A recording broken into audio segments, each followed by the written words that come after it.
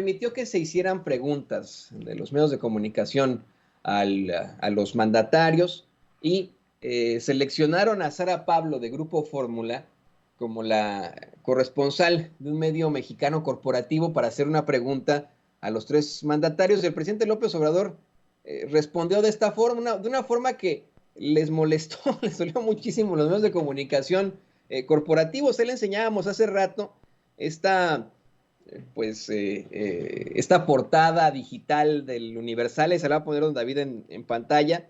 AMLO convierte mensaje de cumbre en una mañanera, ¿no? Con mucho dolor vieron esta respuesta tan fuerte que le hace el presidente López Obrador a Sara Pablo durante el mensaje a medios y la conferencia de prensa en la cumbre de líderes de América del Norte. Vamos a ver, escuchar. De México, preguntará Sara Pablo de Grupo Fórmula al licenciado Andrés Manuel López Obrador, presidente constitucional de los Estados Unidos mexicanos. Gracias, presidente. Primer ministro, buenas tardes. Los comunicadores de México hemos acordado algunas preguntas para el presidente Biden. Sé que recién anunció que Estados Unidos va a recibir a ciudadanos no solo de Venezuela, sino también de Haití, de Cuba, de Nicaragua. ¿En qué tiempo se podría ampliar el número de personas que puedan recibir? Si esto también se podría para algunas otras naciones, si se podrían sumar, y qué cantidad va a invertir Estados Unidos en mejoras tecnológicas. Al presidente López Obrador preguntarle cómo se va a preparar México para recibir a todos los migrantes que va a expulsar Estados Unidos, en qué consiste este nuevo centro migratorio que se va a construir en el sur de México, qué funciones va a tener y si después de esta cumbre pues podremos ver un cambio realmente en las políticas migratorias, en el trato que reciben los migrantes concretamente. Y finalmente, hablar también para el presidente Biden del tema del fentanilo, qué acciones concretas se van a llevar a cabo, qué impacto podría tener esta detención de Ovidio Guzmán, dado que el cártel del Pacífico es uno de los principales productores de fentanilo.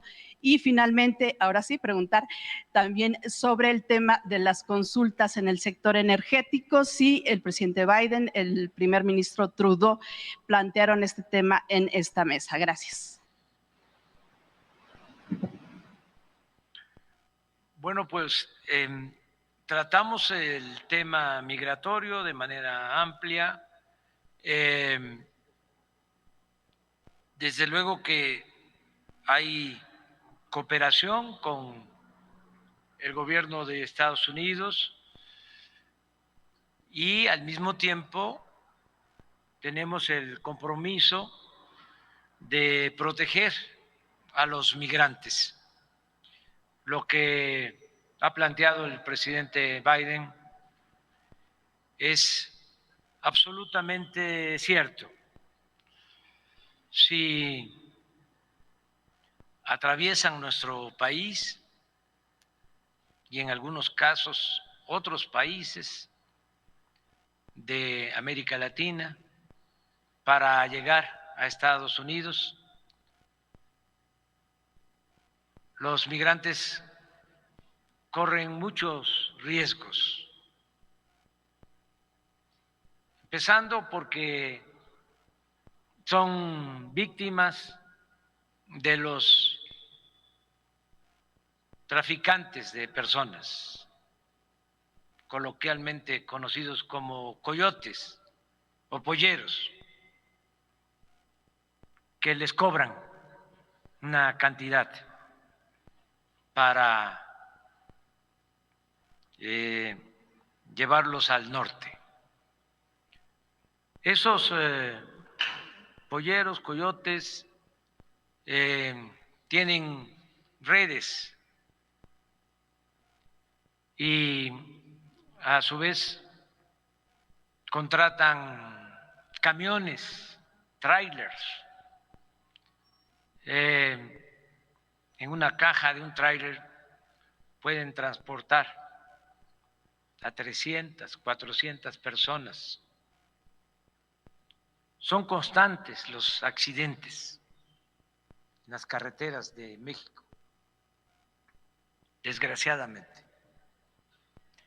Y lo peor es que muchos migrantes son secuestrados por la delincuencia, asesinados, algo muy triste, muy doloroso.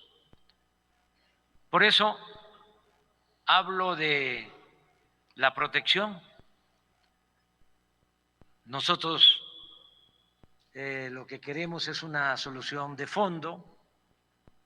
Siempre lo hemos sostenido que la gente no deja, también como lo planteó el presidente Biden, sus pueblos, a sus familias por gusto, lo hacen por necesidad.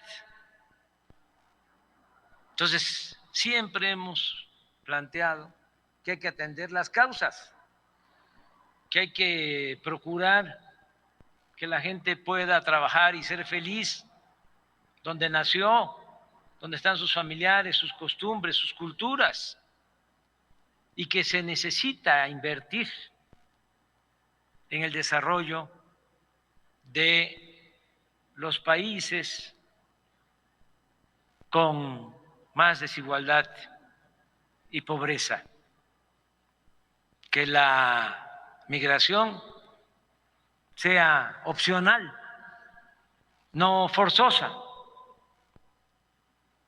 En tanto logramos eso, porque no quitamos el dedo del renglón, México con pocos recursos está ayudando, ya lo expresé, en comunidades de Honduras, de El Salvador, ya vamos a empezar en Guatemala, en Belice,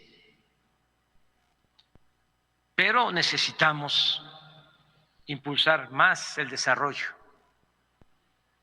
y el bienestar para garantizar oportunidades a quienes se ven obligados a emigrar de sus comunidades. No tenemos pensado construir ningún centro en el sureste para la migración.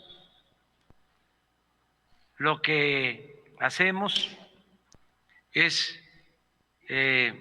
ayudar con albergues, con atención médica, con alimentos a los migrantes. Y celebramos el que el gobierno de Estados Unidos haya tomado la decisión de ordenar el flujo migratorio.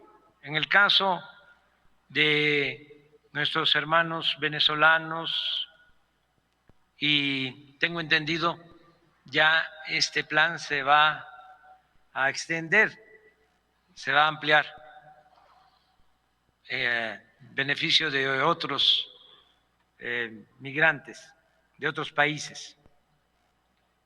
Nos consta que desde que se anunció de que iban a darse estas visas, estos permisos humanitarios, en el caso de la población de Venezuela, se redujo el flujo migratorio, la travesía por nuestro país, considerablemente, porque se anunció en Estados Unidos y esto se hizo público en todos lados, de que iban a entregar 24,000 visas o permisos humanitarios, que habían que hacer los trámites, y a pesar de que hay ciertos requisitos que se tienen que cumplir,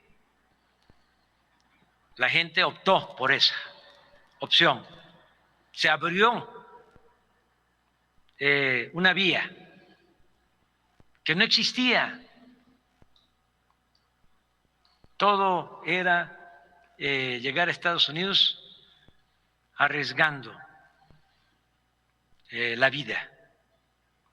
Ahora, con este mecanismo aprobado, pueden hacer su solicitud y les puede llevar tiempo, pero hay la esperanza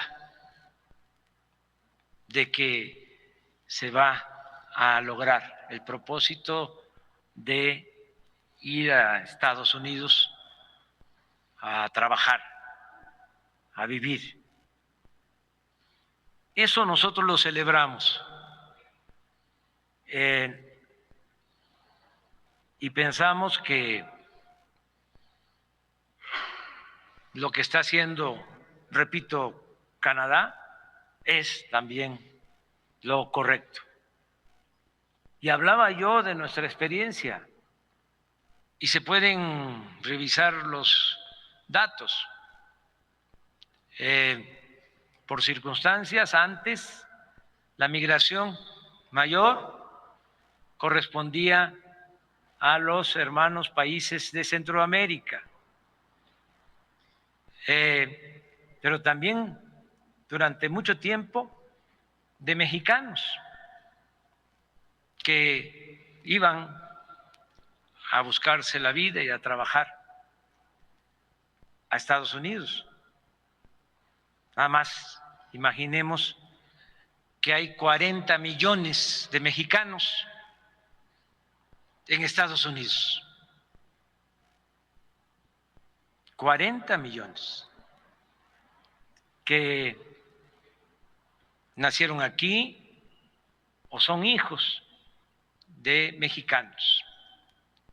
Bueno, ¿qué hemos logrado nosotros con todos los apoyos para el bienestar? Se ha reducido el número de migrantes mexicanos. Ya son menos los que abandonan nuestro país, porque hay inversión pública, porque de 35 millones de familias que somos, 30 millones de familias mexicanas están recibiendo cuando menos un programa para el bienestar y de manera directa. En México, todos los adultos mayores de 65 años tienen una pensión. Es universal. 11 millones de adultos mayores reciben una pensión. 11 millones de estudiantes de familias pobres reciben becas. Todas las niñas, los niños con discapacidad tienen también su pensión. Tenemos el programa de reforestación más importante del mundo.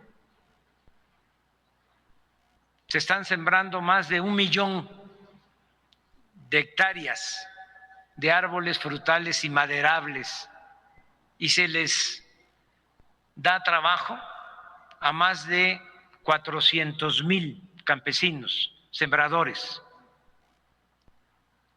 Entonces, todos estos programas ayudan a que la gente se quede en sus comunidades, en sus pueblos. Construimos la refinería de Dos Bocas, 35,000 empleos. Estamos construyendo el Tren Maya, que es la obra ferroviaria más grande del mundo, porque son 1,554 kilómetros. 1,554 kilómetros en 5 estados. Toda la región maya, que es de las zonas arqueológicas más importantes del mundo.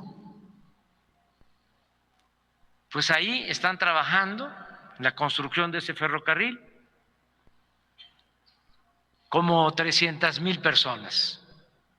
Entonces, esa es la opción, ese es el camino. el desarrollo, el bienestar. Y yo, repito, celebro que tanto el gobierno de Canadá como el gobierno de Estados Unidos estén atendiendo el problema migratorio con ese enfoque. Hay lamentablemente otros políticos, otros gobernantes que actúan hasta de manera inhumana. Ahora, en esta temporada de invierno, por respeto, no lo digo de manera directa, pero un gobernador de nuestro país vecino encabezó todo un movimiento para llevar migrantes a Nueva York, a Washington, y dejarlos ahí tirados. Eso es politiquería, eso es completamente inhumano. Eso no debe de hacerse, porque hay quienes se olvidan de que todos somos migrantes. ¿Cómo se desarrolló esa gran nación que es Estados Unidos? Con migrantes. Gracias a eso. Entonces, tenemos que seguir buscando alternativas. Lo mismo en el caso de la violencia. Hay que atender las causas. Antes, en el caso de nuestro país, no se atendía a los jóvenes. Lo único que se hizo fue llamarles ninis, etiquetarlos de manera discriminatoria. Ninis, ni estudian ni trabajan. Y nunca se ocuparon de los jóvenes. Y todos esos jóvenes solo tenían como opción o emigrar, que muchos lo hicieron, actuando de manera respetuosa y responsable, y otros también se buscaban la vida cuando no había oportunidades en lo que se llama la economía informal, que es buscarse la vida en la calle, como se puede, sin caer en actividades ilícitas. Desgraciadamente algunos sí tomaron el camino de las conductas antisociales, pero no se atendía a los jóvenes. Ahora hay un programa dedicado a los jóvenes que no existía. Hay 2.400.000 jóvenes que están contratados, que trabajan como aprendices. ¿Qué estamos haciendo? Quitándoles el semillero, la reserva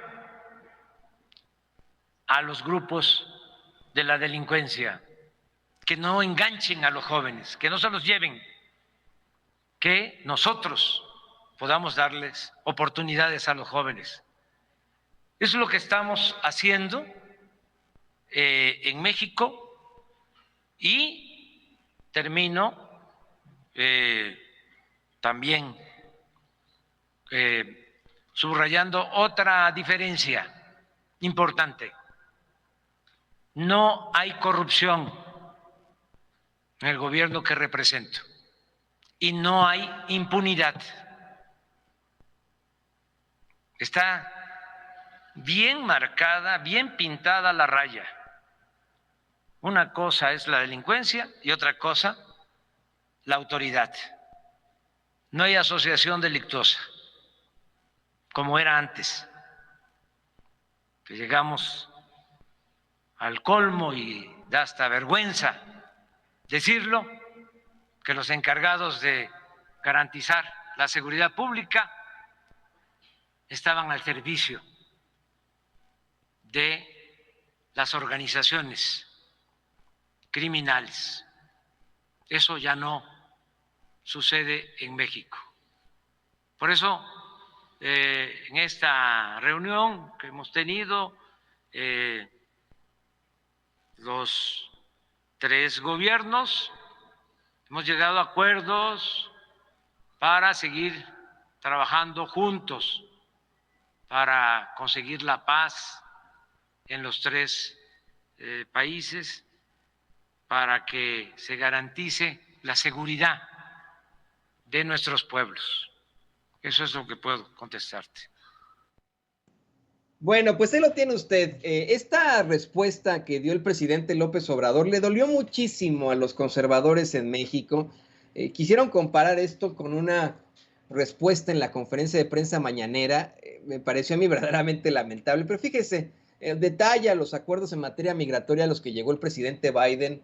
Llegó él con el presidente Biden y el primer ministro Justin Trudeau. Habla del drama migratorio que se vive, de cómo se utiliza como pues moneda de cambio por parte de políticos que, sin dar su nombre, pues sabemos de quién se trata, como el gobernador de Texas, ese neofascista de nombre Greg Abbott, que utiliza pues la más básica de la política, que es la xenofobia, para conseguir votos y también intentando ser el candidato de los republicanos hacia las elecciones de 2024. Y bueno, le pido a don David que nos grabe